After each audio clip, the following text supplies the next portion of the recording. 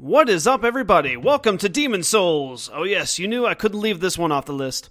After that whole escapade with Dark Souls, I felt like I needed to pay tribute to Demon Souls as well, because this is actually my very first Souls game, obviously, since it's the very first Souls game. Oh, don't want to go into the demo. Yeah, so... look at it, it's beautiful. It's gorgeous, I love it. This game is one of my absolute favorite games as well, in addition to Dark Souls. And yeah, this is when the whole thing was sort of revolutionary, and when it first came out, nobody really expected the type of difficulty or the type of game that it was born to be, and it has caught on like absolute wildfire. So here I am, just going through all the Souls games because I love them so much. Alright, so let's do a new game and jump right in. Boom. So, one thing to note about this game, and I actually just cut it apart because it actually showed my email, which I didn't want you guys to see. Not that it matters much. Anyway, this game actually doesn't have servers anymore, so we actually cannot play with other players regardless of what we want or anything like that. So we cannot be invaded, we cannot summon spirits to help us. But in this game, it's not really too big of a deal anyway, because you don't really want to be staying in human form unless you do a lot of PvP, and I'll explain that as we start up here. Wow. So, you can see my test game here, which is Murmur Alchewum, and here's my other guys here. I don't even know. I haven't played this game in probably about 4 years or something. I don't even know what the hell I was doing with these guys. I haven't checked them, though. And I guess we won't. So let's go erase this guy because we can only have 4 profiles. No big deal. And oh, I see. Yeah, now it's coming back to me. Since this is a PS3 exclusive game, I have to use this sort of texty thing. Let's name ourselves Mr. Chad. Chad. All right, yeah, looks good to me. All right, so Mr. Chad is our name. Fantastic. And I haven't decided what I want to do yet. I've only done maybe 2 or 3 actual full builds in this game, and that was 4 years ago, so I honestly can't remember everything that happens, or everything. I can't remember where all the placements are. I don't know what the best weapons are. I may have to do some research on it, but I know that the first level is pretty much exactly the same for all classes, and it doesn't really matter what you do. I mean, it matters what class you choose in the beginning because that's how quickly you can get that item, but yeah, for right now, I don't even know what I'm going to be doing, so I'm just going to choose the sort of all-rounder knight, because I know I'm not going to go for a mage build, because I find mage builds to be a little bit too simple. Or at least too simplistic for the type of challenge that I want. And I really like doing melee combat. It's a little bit more intricate and complex, and I like it a lot. So let's do that. And since our guy will not look like a piece of beef jerky this entire time, we can actually do something. Let's just randomize him. All right. 5, 4, 3, 2, 1. Boom. All right, that's our guy. That's our guy. Looks good to me. Hairstyle. Oh yeah, look at that. How nice. Let's do... yeah, wild. Ponytail, perhaps. Shaved. Let's do wild. Make him light brown like myself. That sounds good to me. Let's move him towards male. Oh yeah, there we go. There we go. Was it female? Whoa. Oh my, that looks pretty creepy. Okay, let's move him to male instead. Oh my gosh, I've totally forgotten this entire game. Great. Okay. And I'll show the beginning cutscenes because not a whole lot of people have actually seen these because a lot of people don't have capture cards. It is a PS3 exclusive and there is some HDMI problems with it, so yeah, I'll show this in its entirety. So here you go. King Allant the 12th, by channeling the power of souls, brought unprecedented prosperity to his northern kingdom of Boletaria. That is, until the colorless deep fog swept across the land. Boletaria was cut off from the outside world, and those who dared penetrate the deep fog never returned. But Valorfax of the royal twin fangs broke free from the fog and told the world of Boletaria's plight. That the old King Alant had aroused the Old One, the great beast below the Nexus, from its eternal slumber, and that a colorless fog had swept in, unleashing terrible demons. The demons hunt down men and claim their souls. Those who lose their souls also lose their minds. The mad attack the sane, and chaos reigns. Valarfax spoke of the enticing power of the demon souls. Each time a demon claims a human soul, the demon's own soul is invigorated by the life force. And the power of a mature demon soul is beyond human imagination. The legend spread quickly. Mighty warriors were drawn to the accursed land, but none have returned. Bjor of the Twin Fangs, Yurt the Silent Chief, Sage Urbane, Scirvir the Wanderer, the Sixth Saint Astraea and her knight Garl Vinland, and Sage Freke the Visionary. The colorless deep fog slowly creeps beyond Boletaria's borders.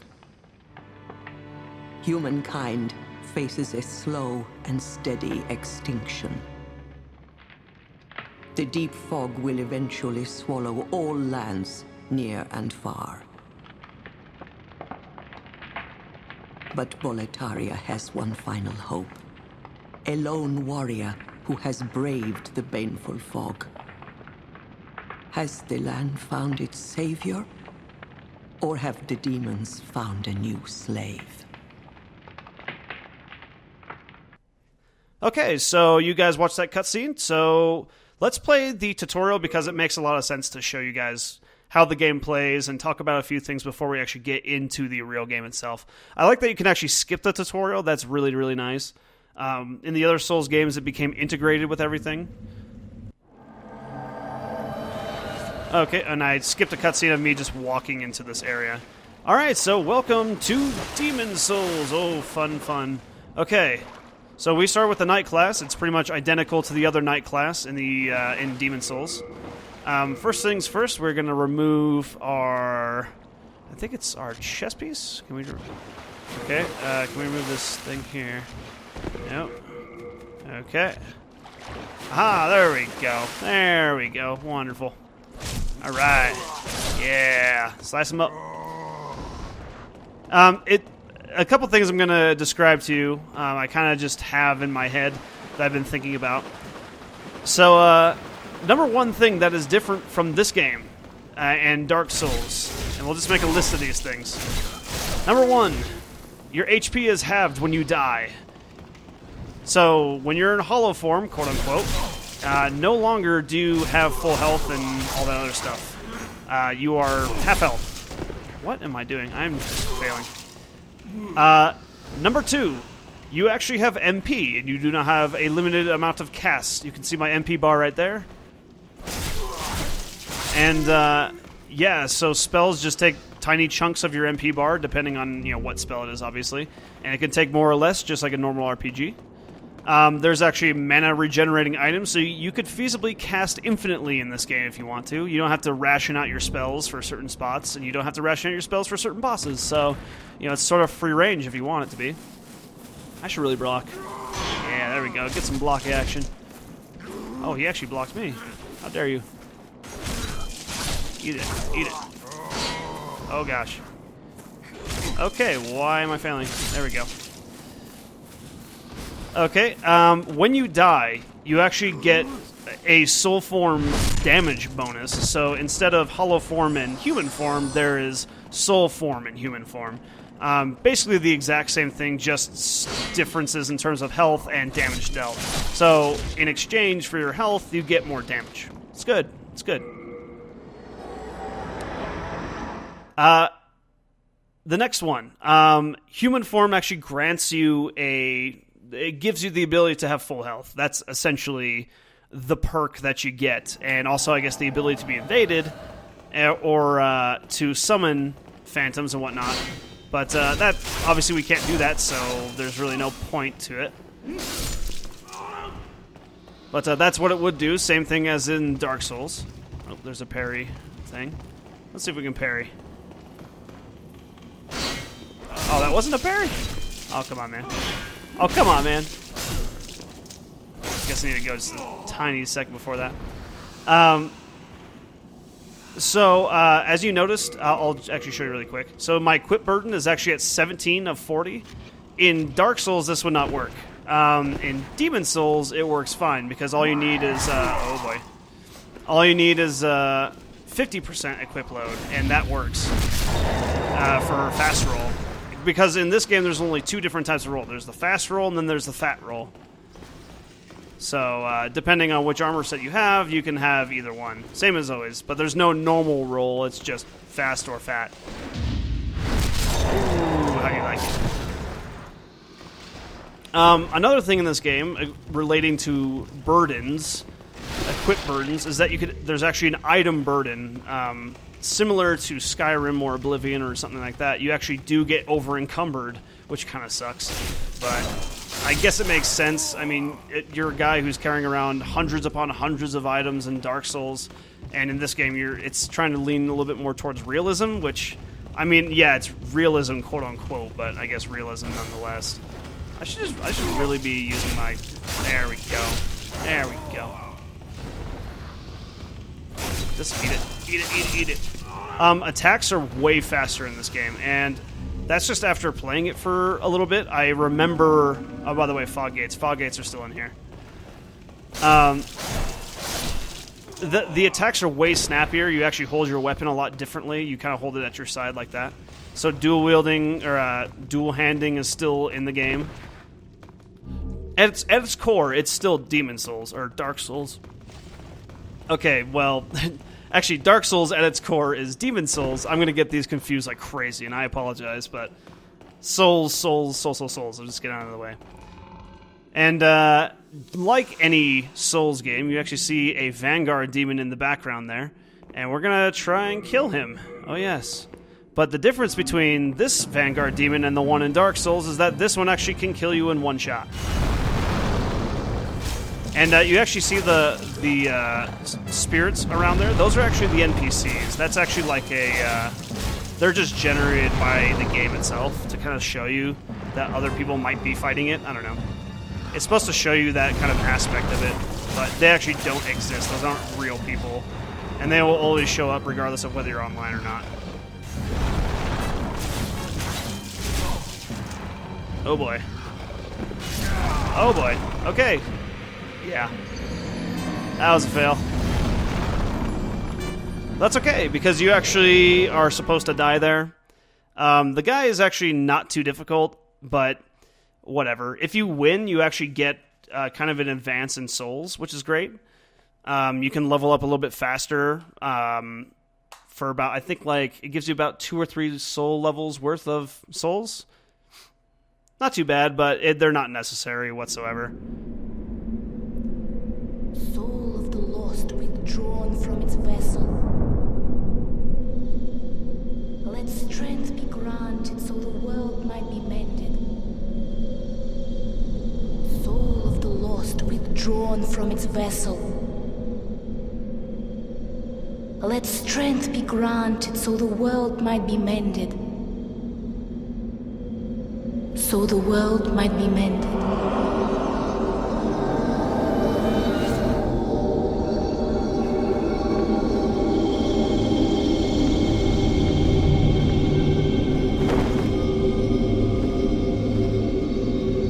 This is the Nexus. It holds together the northern land of Boletaria. Thou canst not exit the Nexus, but each of the 5 archstones will connect them to another.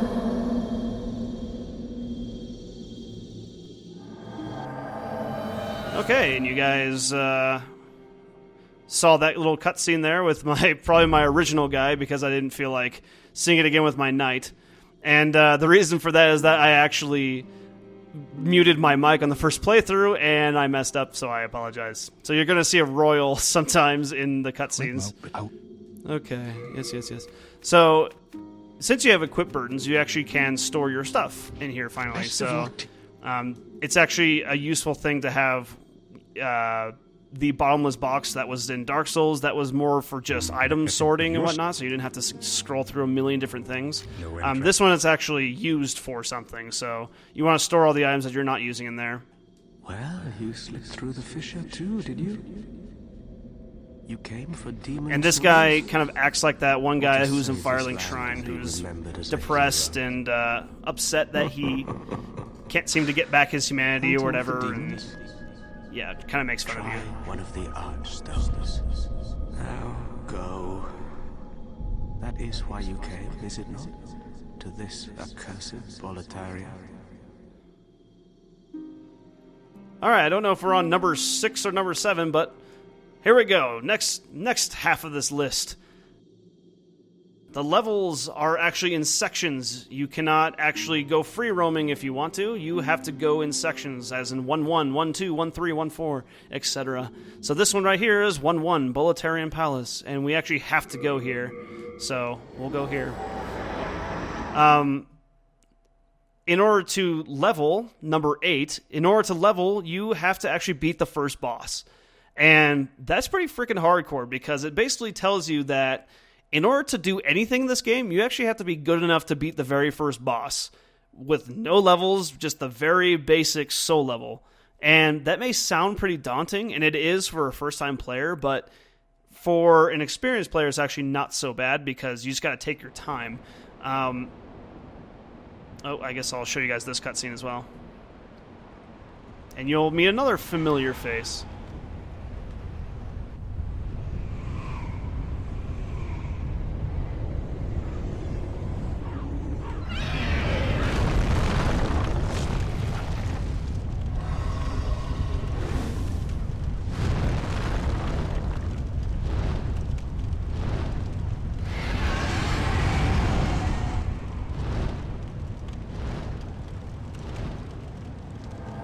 Okay, so you saw the Hellkite Drake.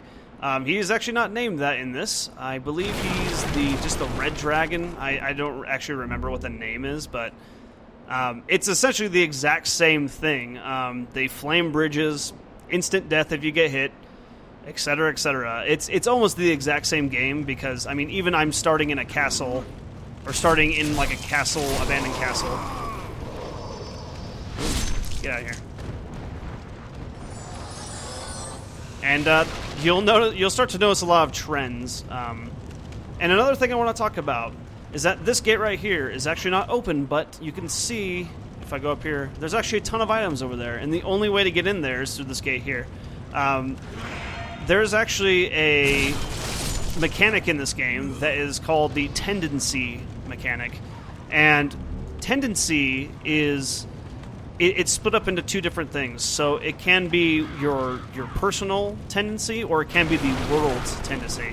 And what tendency is that it determines certain events and certain things happening within the game world. For instance, if you have what they call pure white tendency, all the enemies are a lot easier, and they don't hit as hard, but they don't drop as many items. And they also don't drop as many souls. So, you know, that's good and bad. I mean, it's good if you want an easier game, then there you go. However, there's an opposite to this, and it is the pure black tendency. And pure black tendency is just ludicrous sometimes. It litters the entire level with black phantoms, just in different spots around the place. And not only that, but all enemies have triple the amount of HP, and they have triple the amount of damage. So you're dealing with something that is just legendary difficulty. And this is... what's interesting is how it actually happens. You actually go to these different tendencies by dying. So the game actually gets harder when you die. Like, if that wasn't enough to have your soul level, or half your health, and to make you go all the freaking way back to the start, but now you have an even harder world than you started with. It's like the demons are taking over, essentially, every single time that you die.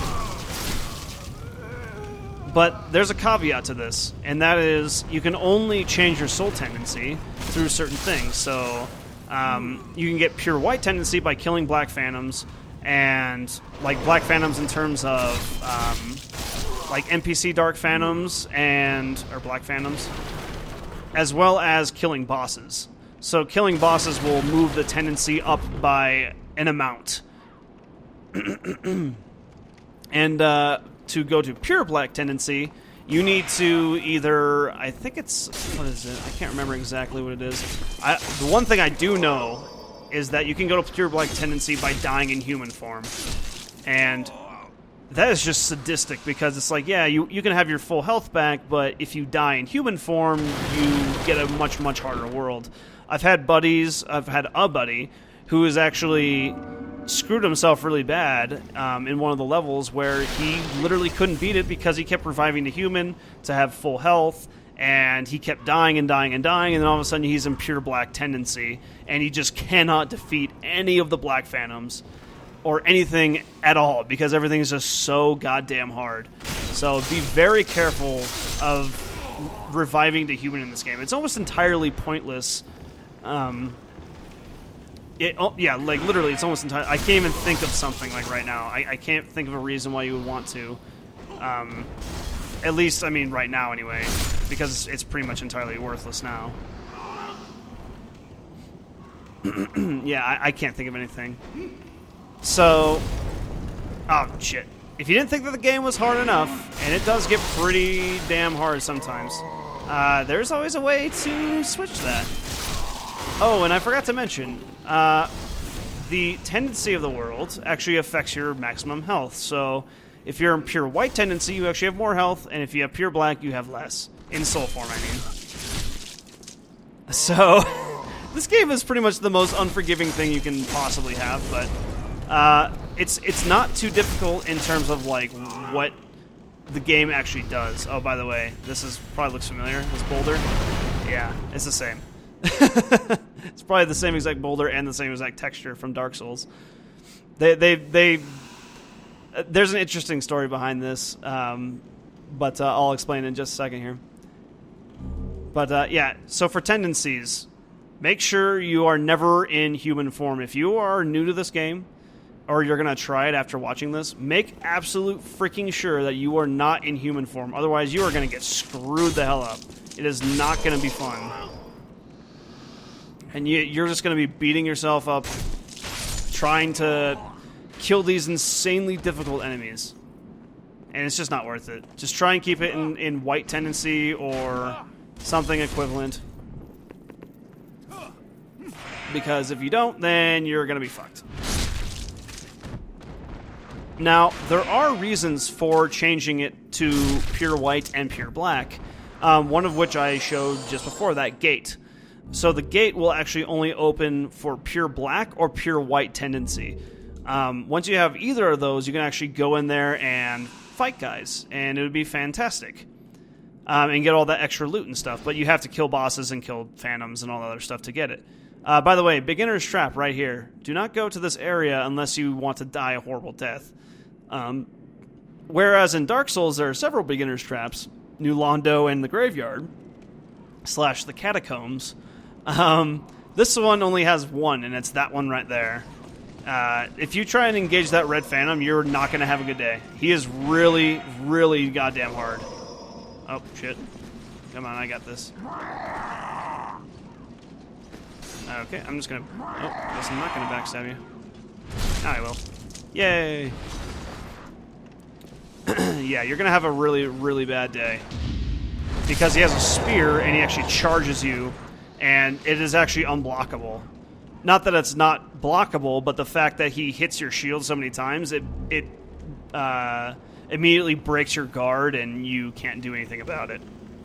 So yeah, enjoy Dark Souls, Demon Souls, yay, yay.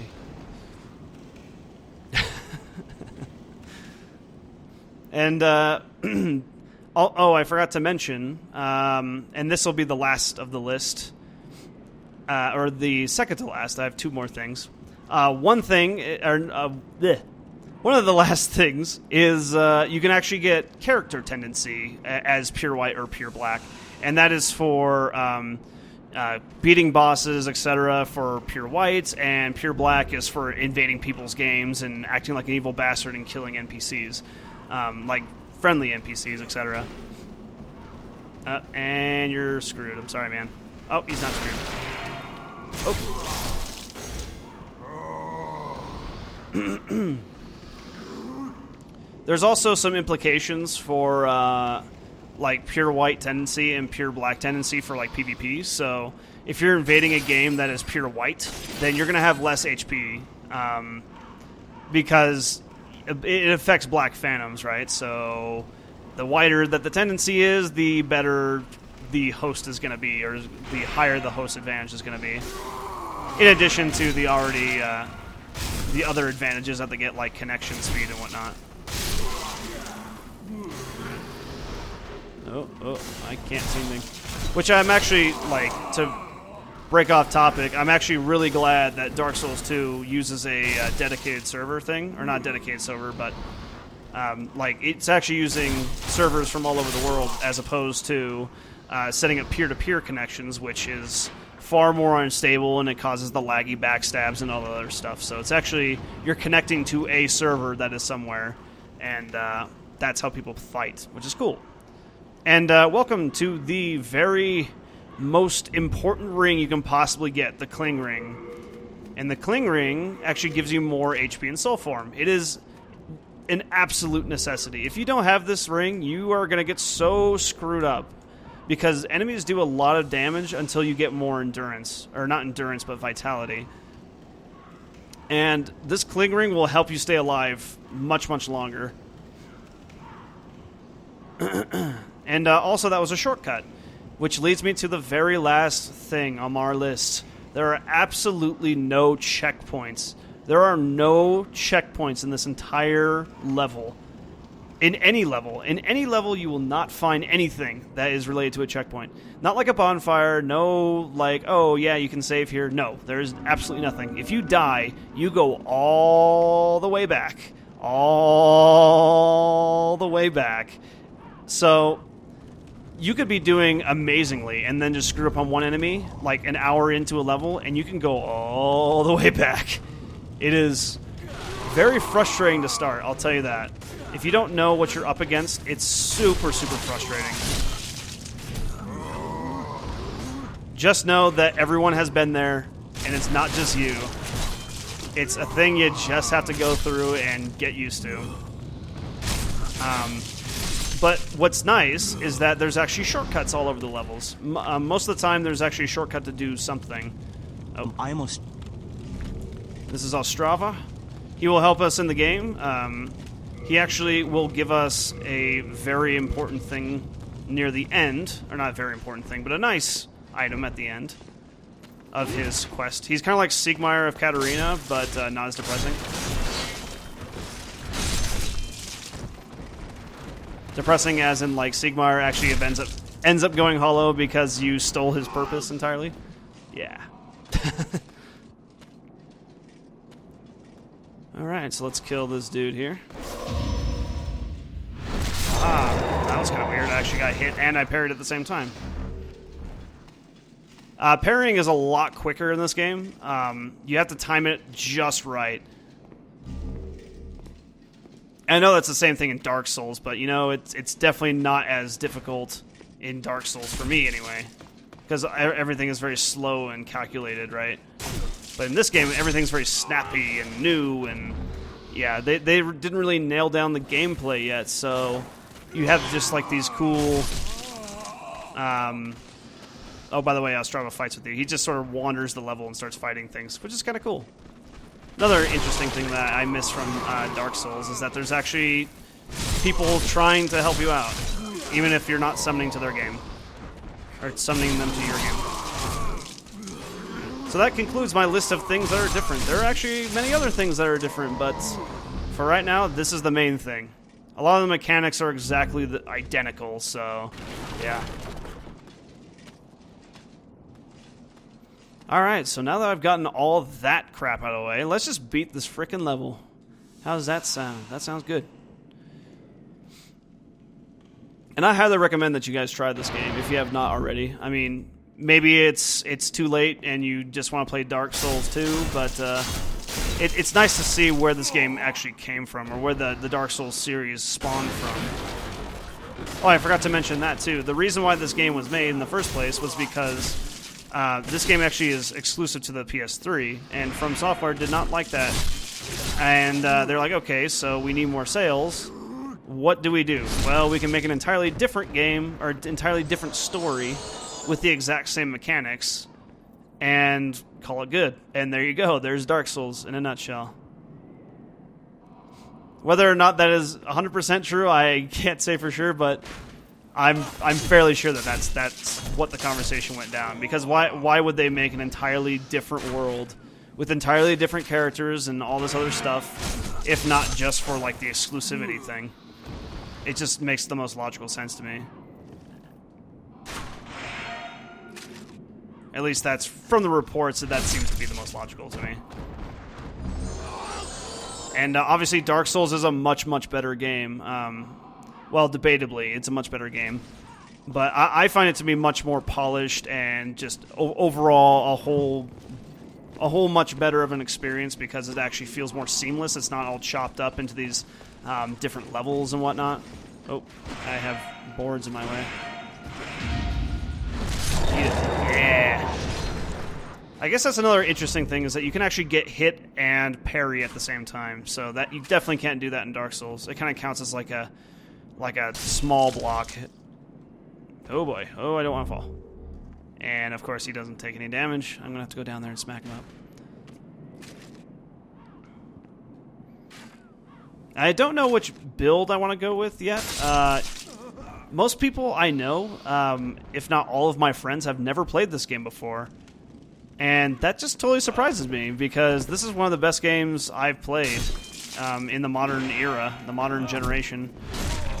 Well, I guess this isn't modern anymore, but you know what I mean. You know what I'm saying.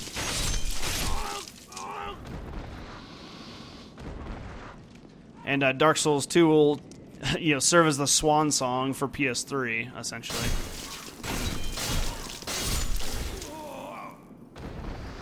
At least that's my thinking anyway. It'll probably be the last great game to come out for the PS3. Oh. Yeah, there you go. Oh, didn't mean to do that. Here's another trap right here. Fun little trap. This guy will throw... Oh my goodness, I didn't actually mean to get hit by it. That's okay. Now you saw the trap. The trap of fun. Yeah. So the reason why Dark Souls came as sort of second nature to me is because this game is super unforgiving. And a lot of people haven't played it. Unless this guy is just a merchant. But I think I already have this one. I do. Yes, I do. Do I want to buy bolts? Go ahead. Nah, not yet. Yes, thank you. And I wasn't really too bad at Dark Souls. I'm not saying that. I mean, I did have troubles with Dark Souls, don't get me wrong. But yay. But it was much less than this game. I had so many problems with this game. It was unbelievable. And I took it slow, and I tried it several times, and I was just not getting anywhere. And there was one boss in particular that just absolutely just massacred my face every single time. And he's called Flame Lurker, and he's one of my most hated bosses ever. He is super, super difficult, if I can remember correctly. Maybe he's not anymore because I've played Dark Souls so many times, but I don't know. But enough about me. Let's actually focus on what's happening in the game, because I'm sure you don't like all this exposition. In the distance there's two dragons. Fun times. And remember the Hellkite Drake, as I was mentioning before? Well, yeah, you're about to see the first of two of the bridge scenes. And people who are familiar with Dark Souls will know what I mean by bridge scene. Or if you watch my playthrough, you know what the meaning of bridge scene is. How nice of you to watch my playthrough. You're a nice man. Or lady. And so one of the dragons actually took off from that little area that he was in, and here he comes. And hopefully he does a flame on. Yep. Alright. Yummy, yummy souls. Well, the one thing you want to do before that dragon gets back, because he was actually sitting over here,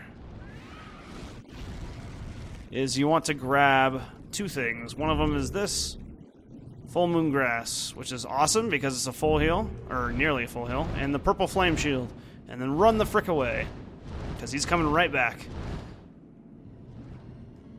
Alright, sweet, and we did it. Eventually we will use that purple flame shield because it actually has fire resistance, and as I mentioned before, Flame Lurker is a total bastard, and he is all fire. He hits for all fire damage, so it'll help us in the long run. And I'll show you the scene over here so you can kind of understand what you're up against. So that's what would have happened if you if you would have messed up and walked in front of him over there. You can see all those charred corpses that kind of give you an idea. And so you can actually kill that red dragon up there, and that blue dragon right there will actually show up much later in the game. And you can also kill him too. I actually don't know if they have real names or anything, but not like the Hellkite dragon. And this guy actually bobs his head when he's on the ground. Sorry. Okay, here we go.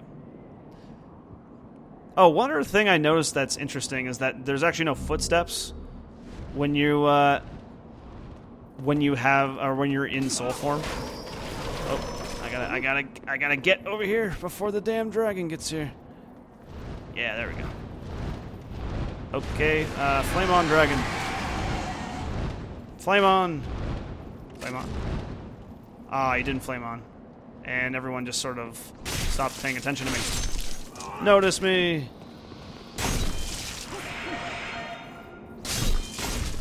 Notice me, somebody. Okay, and that dragon's gonna come back. I just wanted some souls. That was basically no point to that. Okay. Yeah, so typically by this point there would have been a bonfire of some kind. But, yeah. No such luck. So here's the gate to the very first boss, which is named Phalanx. Phalanx.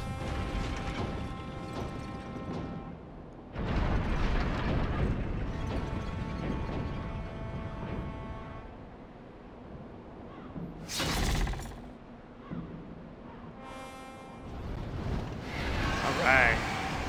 Saw his scary little spear there. No big deal. We can handle it, I think.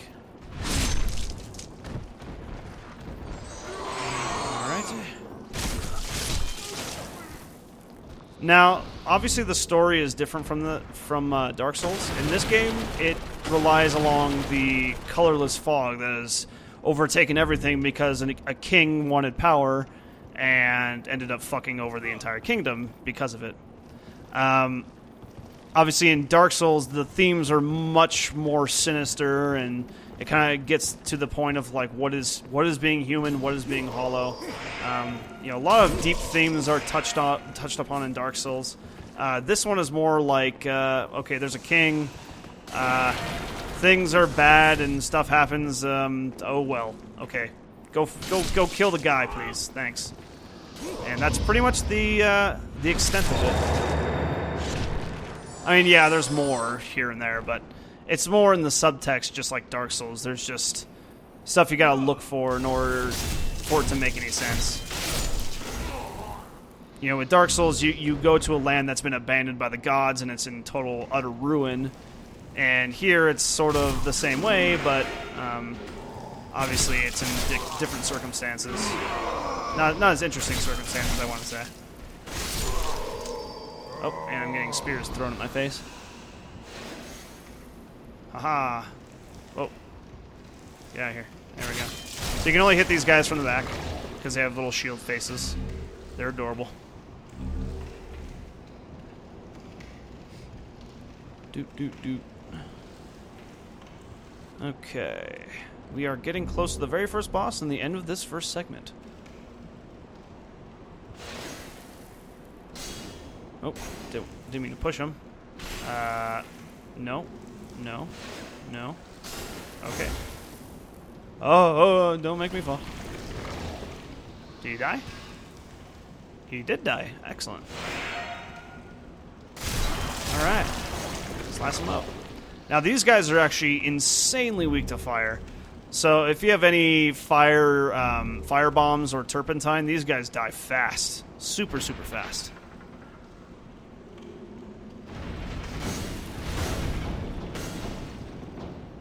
Alright, now we are on to the first boss. And as you can notice, we're right out at the Archstone here, and we got the shortcut, and here's the very first boss. So a lot of bosses are like this. They sort of have their boss rooms that are close after you've opened up multiple shortcuts, and obviously their boss lair. So that's kind of cool. And I've always liked that about this game, is that, you know, you can die, but at the same time, you kind of unlock all these great shortcuts that are useful. So this first boss is very weak to fire. So let's go in and kick his butt. You can see that there's just hundreds of those little guys over there. And we're just going to slice them up. Yeah, there you go. There you go, you fools. Eat it all. Yeah. I know you like it. Ah, it's so satisfying seeing all those numbers.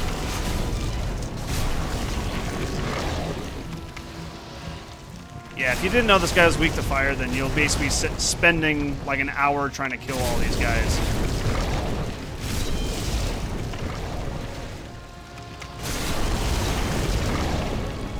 Alright, and first boss is dead. Ouch.